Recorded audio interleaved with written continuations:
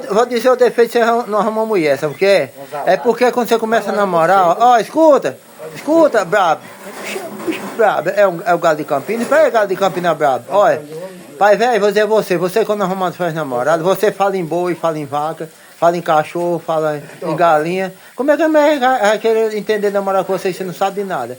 Tem que falar namoro, tem que falar uma saliva bem diferente para conquistar as mulheres. Você só fala em galinha, em porco, em cachorro, em jumento, em cavalo. Como é que ela vai entender o que, é que você está falando? Bem seu pai disse, é morrer velho no caritó não arruma mulher. É.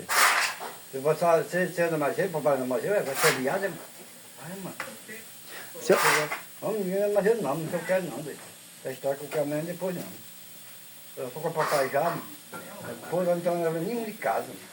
Vou morrer, eu não quero saber ninguém. Você e o papai também.